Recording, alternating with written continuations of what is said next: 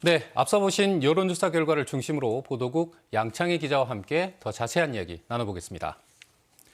양 기자, 정당 지지도부터 살펴보죠. 국민의힘은 지난 대선과 지방선거에서 광주 전남에서 꽤 선전했습니다. 네, 이번 여론조사를 보면 국힘 지지도는 한 자릿수인데 어떻게 해석할 수 있을까요? 네, 말씀하신 것처럼 지난해 대선 때 광주와 전남에서 윤석열 대통령이 11에서 12%를 득표를 했고요. 네. 6월 지방선거에서는 주기환 광주시장 후보가 15.9% 그리고 이정현 전남도지사 후보가 18.5%까지 받았습니다. 네. 그런데 반년이 지나서 보니까 국민의힘 정당 지지율이 다시 한 자릿수로 떨어진 겁니다. 사실 지난해 선거 국면에서는 윤 대통령과 국민의힘이 이른바 서진 전략이라는 것을 펼치면서 호남 지원을 적극적으로 약속했잖아요. 그런데 실제로 뭐가 얼마나 바뀌었냐, 이 부분에서 지역민들의 기대감이 충족되지 못한 것으로 보입니다.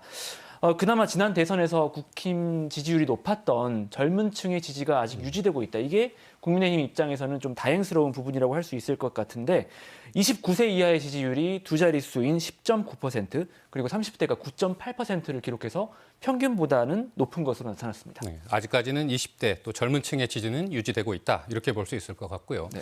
또 이번 여론조사에서 눈에 가는 대목이 하나 더 있습니다. 또 광주 전남에서 민주당 지지도는 여전한데 또 차기 지도자 선호도에서는 그만큼 지지세가 강하지 않아요. 이 부분 또 어떻게 해석할 수 있나요? 네, 이번 여론조사에서 민주당 지지도가 62.3%로 나왔습니다. 그런데 장래 정치 지도자로 꼽힌 인물 가운데 이재명 민주당 대표와 이낙연 전 총리의 지지도를 더해도 겨우 40%를 넘는 수준이거든요. 그러니까 단순 계산해도 민주당 지지율의 20% 이상을 이 차기 정치 지도자들이 흡수하지 못했다는 분석이 나옵니다. 반면 없다, 모름, 무응답 이런 걸 다 더하면 43.9%가 나옵니다. 어떤 차기 정치 지도자들보다도 아직 선택을 못한 사람이 가장 많다라는 건데 호남 지역민들이 아직 현실적 대안을 찾지 못한 거 아니냐, 마음을 정하지 못한 거 아니냐 이런 해석이 가능해 보입니다. 그럼 이런 여론 때문일까요? 민주당 이재명 대표가 지난주에 광주 전남을 찾아서 지지층 결집에 나섰어요. 근데 또 이번 여론조사 결과에서 또 눈에 가는 게 이재명 대표의 소환 조사에 대해서는 응답자의 과반 이상이 소환에 응해야 한다. 이렇게 또 답변을 했네요. 네, 국민의힘 지지자들은 물론이고 민주당 지지자들도 소환에 응해야 한다는 응답이 46.5%로 응하지 않아야 한다는 43%보다 높았습니다.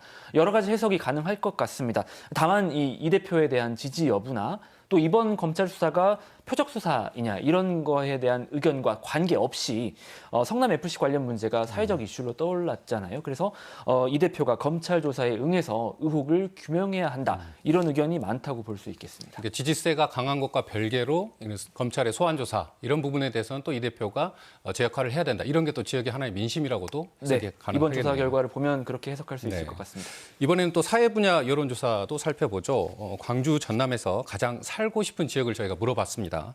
응답자 세대별로 광주 혹은 전남으로 이렇게 선호도가 다르던데 어떤 이유가 있다고 볼까요? 네, 29세 이하를 보겠습니다. 46.5%가 광주를 선호했고요. 또 학생 응답자를 따로 보면 52.3%가 광주에 살고 싶다라는 답변을 했습니다. 교육 그리고 정주 여건이 고려됐다고 당연히 봐야 될 것 같고요. 그런데 40, 50대로 갈수록 전남 선호가 뚜렷했습니다. 40대는 40.8% 그리고 50대는 48.7%가 전남에 살고 싶다. 그러니까 광주보다도 높았습니다. 네. 이건 귀농 귀촌 욕구가 있다. 이 연령대에서는 이렇게 좀 풀이가 될 것 같고요. 전남 동서부권의 결과도 좀 주목할 만합니다. 동부권 같은 경우는 순천 선호도가 23%로 1위였습니다. 반면 전남 서남부권은 인근 목포나 나주 같은 도시보다도 광주의 선호도가 21%로 훨씬 높게 나타나는 것을 볼 수가 있었습니다.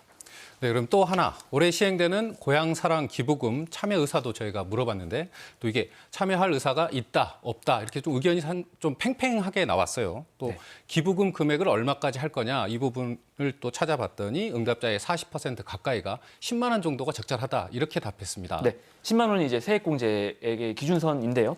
고향사랑 기부제가 거주지를 제외한 자치단체에 기부를 하면 답례품이라든지 세금 혜택을 받는 거잖아요. 근데 아직 이게 오늘 첫 시행 날입니다. 그래서 이 제도 자체를 인지하지 못한 분들이 여전히 있을 것 같고요. 이른바 수도권 지역은 출향민이 많은데 고향을 떠나온 분들이 많은데 광주 전남 지역은 참여율이 상대적으로 낮을 수 있을 것 같습니다. 그래서 이런 부분은 앞으로도 좀 지켜봐야 될 내용인 것으로 좀 보입니다. 네, 또 어쨌든 참여를 높일 수 있는 여러 가지 대안들을 또 지자체들이 찾아야겠다. 또 이런 해석도 가능할 것 같습니다.